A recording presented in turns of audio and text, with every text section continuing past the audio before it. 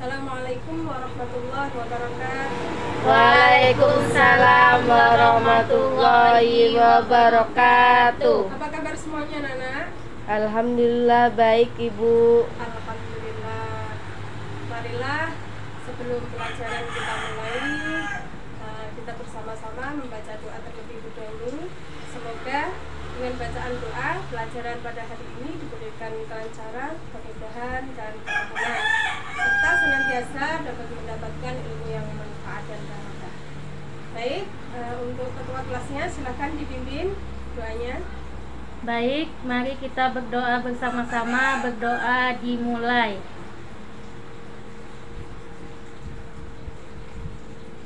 Berdoa selesai.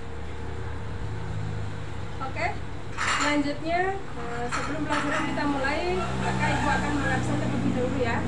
Hari ini siapa yang nggak masuk? 2 orang, Bu, nggak masuk. Kenapa? Satunya sakit dan satunya katanya ada urusan keluarga, Ibu.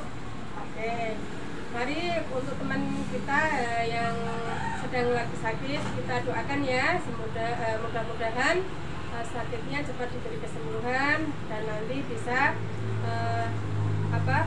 bisa masuk sekolah seperti biasa. Baiklah Nana, pada kesempatan kali ini kita akan membahas tentang kemajuan Daulah Ayyubiyah. Sebab yang akan kita bahas pada kali ini adalah tentang proses berdirinya Daulah Ayyubiyah. Oke, selanjutnya adalah indikator yang harus kalian capai. Yang pertama, kalian dapat memahami tentang keruntuhan Daulah Abbasiyah. Biar bagaimanapun, munculnya Daulah Ayyubiyah ini tidak terlepas dari rentetan merupakan masih bagian dari Daulah Abbasiyah itu sendiri ya. Dan yang kedua adalah kalian mampu memahami proses terbentuknya atau berdirinya Daulah Fatimiyah. Dan yang ketiga adalah kalian mampu memahami proses terbentuknya berdirinya Daulah Ayyubiyah. Pertama-tama yang akan kita bahas pada kesempatan ini, sebelum munculnya atau berdirinya Daulah Ayyubiyah, maka kita harus mengetahui daulah-daulah sebelumnya ya. Kira-kira kalian sudah tahu daulah-daulah siapa saja sebelum berdirinya Daulah Ayyubiyah? Nggak tahu, Ibu. Oke, jadi sebelum munculnya atau berdirinya Daulah Ayyubiyah, maka terdapat yaitu yang pertama Daulah Abbasiyah dan yang kedua Daulah Fatimiyah ya. Keruntuhan Daulah Abbasiyah. Daulah Abbasiyah pernah mencapai puncak kejayaan dalam sejarah peradaban Islam ya. Namun pada periode yang kedua dia telah mendapatkan kemunduran dalam kekhalifahannya.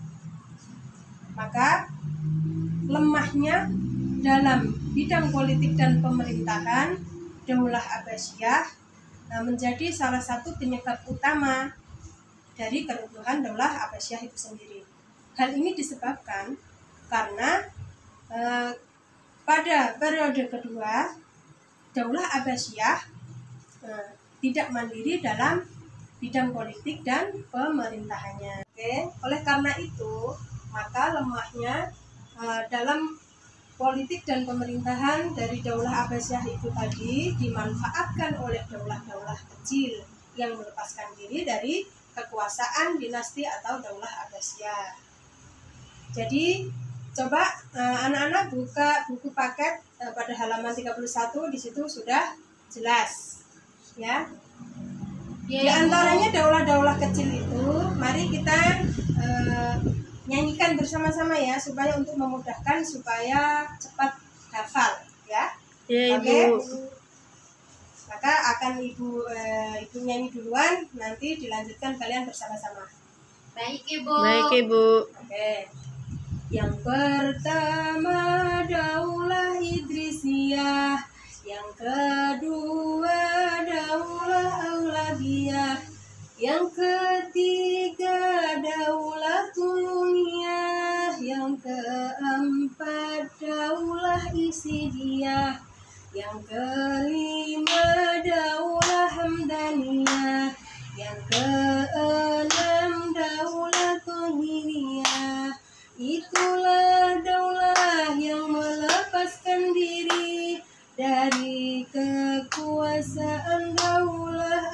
Abbasiyah. Ayo anak-anak semuanya. Yang Pertama Daulah Abbasiyah, yang kedua Daulah Abbasiyah, terus yang ketiga Daulah Umayyah, yang keempat Daulah Abbasiyah, yang kelima Daulah Madaniyah, yang keenam Daulah Tahidiyah.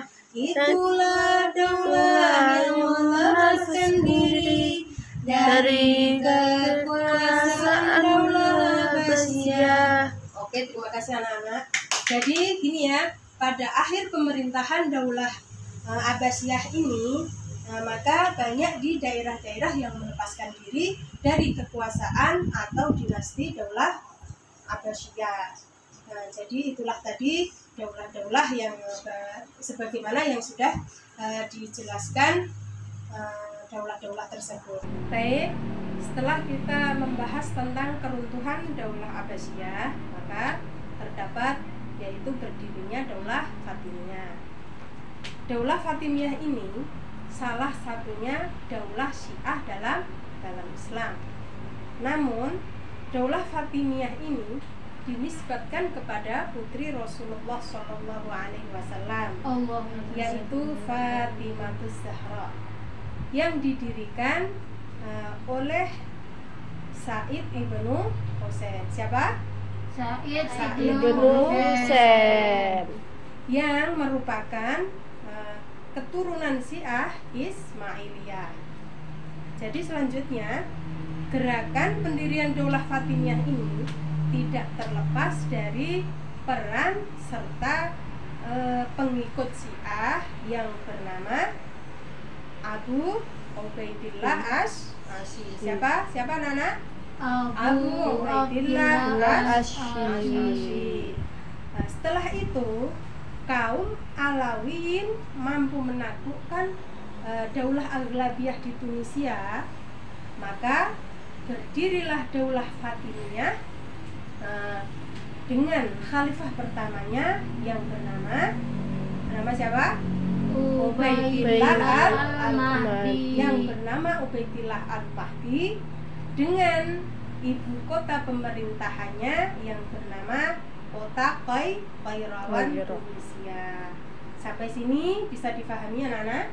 Pada tahun 358 Hijriah atau tahun 959 Masehi, Panglima tentara daulah Fatimiyah yang bernama Jauhar As-Soli mampu merebut Mesir dari kekuasaan daulah Ikhsidiyah.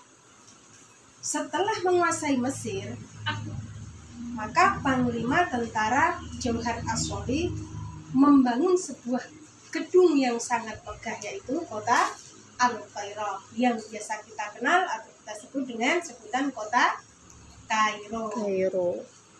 Sejak saat itulah daulah Fatimiyah berkuasa selama 262 tahun. Jadi cukup lama ya anak-anak ya. Dengan khalifah pertamanya siapa? Namanya tadi sudah dijelaskan di atas. Khalifah pertama dari daulah Fatimiyah adalah Ubaidillah al-Mahdi, dan khalifah terakhirnya yang bernama Al-Adid Billah. Maka daulah Fatimiyah ini mencapai puncak kejayaan pada khalifah yang kelima yang bernama siapa? Yang bernama Abu Mansur Nizar al-Aziz. Jadi itulah tadi ya penjelasan mengenai berdirinya daulah Fatimiyah.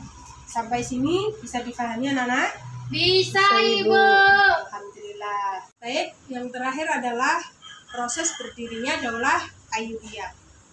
Daulah Fatimiyah saat dipimpin oleh khalifah terakhirnya yang bernama Al-Adid Billah pada tahun 1160 sampai 1171 Masehi mengalami kemunduran dan kondisi pemerintahannya yang lemah. selain musim paceklik dan penyerbuan tentara salib ke Mesir, dan juga terdapat konflik internal pemerintahannya Daulah Fatimiyah. Maka dalam kondisi Mesir seperti ini, tentara panglima yang bernama Ashaduddin Syirkuh bersama saudaranya yang bernama Salahuddin Al-Ayyubi ditugaskan oleh gubernur Syria supaya datang ke Mesir, bertujuan untuk mengusir tentara-tentara salib sekaligus menguasai Mesir tersebut. Baik, selanjutnya rupanya proses ini tidak berjalan dengan mulus. Seorang panglima menteri yang bernama Syawar, mereka telah melakukan persekongkolan dengan tentara salib. Akhirnya Panglima Ashaduddin Syirkuh bersama saudaranya yang bernama Salahuddin Al-Ayyubi menangkap Perdana Menteri yang bernama Syawar. Lalu kemudian kedudukan Syawar digantikan dengan Ashaduddin Syirkuh. Ashaduddin Syirkuh setelah menjabat sebagai Perdana Menteri selama 2 bulan, lalu ia wafat. Maka kemudian kedudukan Ashaduddin Syirkuh digantikan oleh Salahuddin Al-Ayyubi.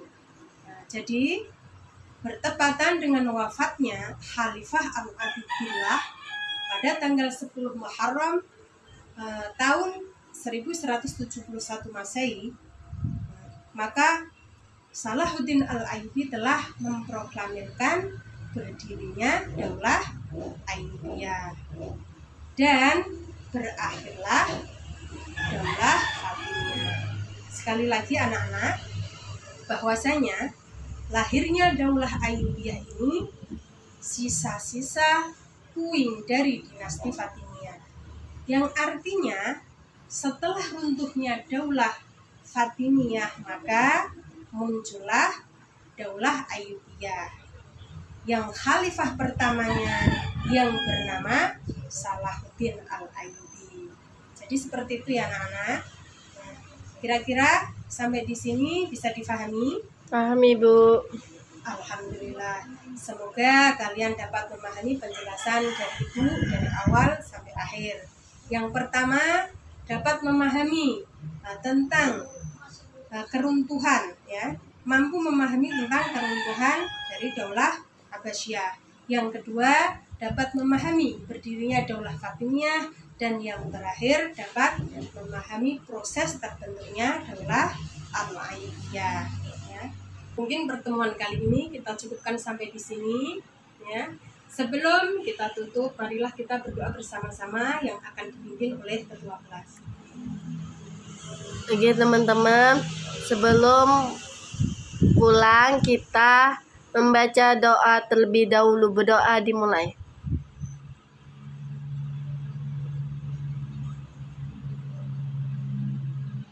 Berdoa selesai. Baiklah anak-anak, terima kasih.